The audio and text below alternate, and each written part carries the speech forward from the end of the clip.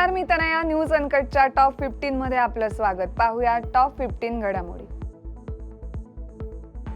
मॉरिशसचे पंतप्रधान नवीन चंद्र रामगुलाम यांनी पंतप्रधान नरेंद्र मोदींना देशातील सर्वोच्च पुरस्कार the grand commander of the order of the star and की ऑफ द इंडियन ओशन देण्याची घोषणा केली आहे. पंतप्रधान मोदी हे या सन्मान मिळवणारे पहिले भारतीय आहेत. पंतप्रधान मोदींना एखाद्या देशानं दिलेला हा 21वा आंतरराष्ट्रीय पुरस्कार आहे. पोर्तुगीज पंतप्रधान लुईस मोंटेनेग्रो यांनी संसदेत विश्वासदर्शक ठराव गमावल्यानं त्यांचं सरकार कोसळले. संसदेत उपस्थित असलेल्या 224 खासदारांपैकी फक्त social democratic party of Montenegro people party आणि लिबरल इनिशिएटिव्ह पक्षाच्या खासदारांनी त्यांना पाठिंबा दिलाय, तर सोशलिस्ट पार्टी अति उजवे चेगा, लेफ्ट ब्लॅक कम्युनिस्ट पार्टी लिबरे आणि एकमेव पॅन खासदाराने त्यांच्या विरोधात मतदान केल्यानं त्यांनी संसदेत विश्वासदर्शक ठराव गमावलाय, ज्यामुळे त्यांना राजीनामा द्यावा लागलाय. फिलिपिन्सचे माजी अध्यक्ष रॉड्रिगो डुटर्टे यांना आंतरराष्ट्रीय गुन्हेगारी न्यायालयाच्या वॉरंट अंतर्गत मनिला या विमानतळावर अटक करण्यात आली आहे. दक्षिण फिलिपिन्स मधल्या दावाओ शहराचे महापौर आणि नंतर राष्ट्राध्यक्ष असताना त्यांच्या आदेशावरून झालेल्या नरसंहाराच्या गुन्ह्यासाठी त्यांच्यावर हे वॉरंट बजावण्यात आलंय. जागतिक न्यायालयाने अशा प्रकारे अटक केलेले ते पहिले माजी आशियाई नेते आहेत. अमेरिकेच्या व्हाईट हाऊसमध्ये टेस्लाचे सीईओ इलॉन मस्क हे 5 कार घेऊन दाखल झाले होते. राष्ट्राध्यक्षांचं अधिकृत निवासस्थान आणि कार्यालयाच्या परिसरात या कार उभ्या होत्या.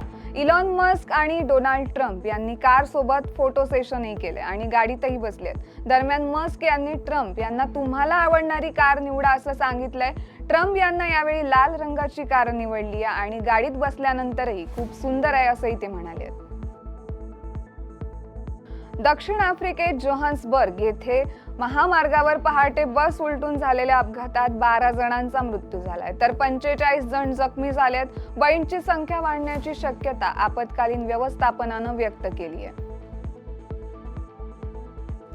युक्रेन युद्ध संपवण्यासाठी मंगळवारी अमेरिकेनं आणि युक्रेनियन अधिकाऱ्यांमध्ये बैठक झाली आहे. यानंतर युक्रेननं अमेरिकेचा 30 दिवसांचा युद्धबंदी प्रस्ताव स्वीकारला असून हा प्रस्ताव एक सकारात्मक पाऊल असून युक्रेन हे स्वीकारण्यास पूर्णपणे तयार झाले. आता यासाठी रशियाला पटवून देण्याची जबाबदारी अमेरिकेची असल्याचं युक्रेनचे अध्यक्ष झेलेन्स्की यांनी म्हटलंय. भारत चीन यांच्यात कैलास मानसरोवर यात्रा सुरू करण्यासंबंधी सहमती होऊनही अद्याप या यात्रेसाठी नोंदणी प्रक्रियेस सुरुवात झालेली नाही. तिबेटच्या नागरी प्रांतामधील कैलास पर्वत आणि मानसरोवराच्या यात्रेसाठी सर्वात योग्य काळ हा जून ते ऑक्टोबर या 5 महिन्यांचा असतो. मात्र यासाठी भारत चीन यांच्यात थेट विमान सेवा एकाच वेळी सुरू व्हावी अशी अट चीनने घातली आहे. सोमवारी लिबरल पक्षाच्या अधिवेशनात जस्टिन ट्रुडो यांनी कॅनडाचे पंतप्रधान म्हणून त्यांचे शेवटचे भाषण दिले. त्यानंतर त्यांनी आपली खुर्ची उचलली आणि संसदेतून बाहेर पडले. निरोपाच्या भाषणादरम्यान ट्रुडो भावुक झाल्याचं पाहायला मिळते. पाकिस्तानमधील बलूच लिबरेशन आर्मीनं जाफर एक्सप्रेसवर हल्ला करून 182 प्रवाशांना ओलीस ठेवले. बलूच आर्मीने आतापर्यंत 11 पाकिस्तानी सैनिक मारले असून एक ड्रोन देखील पाडण्यात आल्याची माहिती मिळते. बलूच आर्मीचे अजूनही जाफर एक्सप्रेसवरती पूर्ण नियंत्रण असल्याचं कळतंय.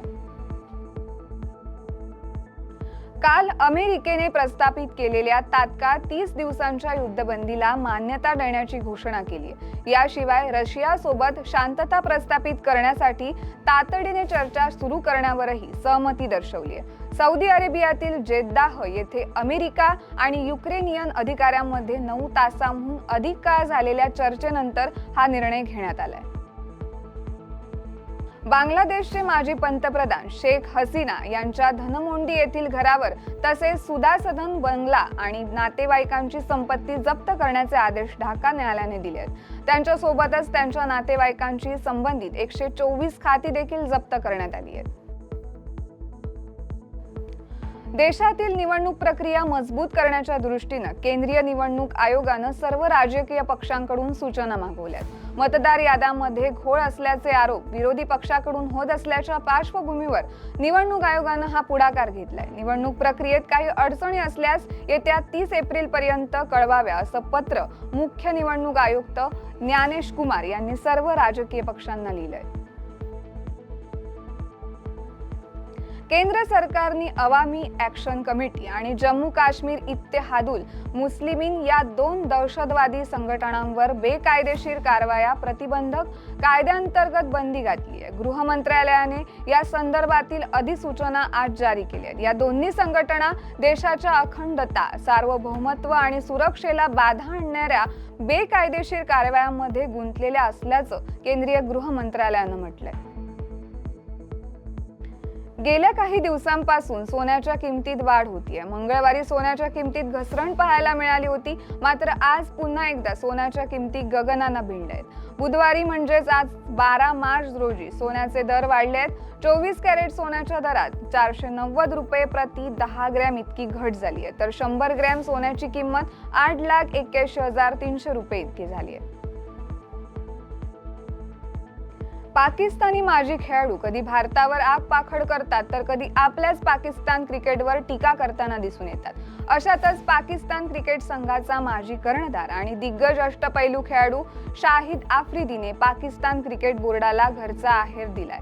ज्याबद्दल आफ्रिदीने म्हटलंय की येथे फक्त चेहरे बदलतात, परिस्थिती नाही, आणि त्यामुळेच पाकिस्तान क्रिकेट ICU मध्ये आहे असं तो म्हणालाय. या बातमीसह वेळ झाली आहे टॉप 15 मध्ये. इथेच थांबायची. तोपर्यंत पाहत राहा न्यूज अनकट.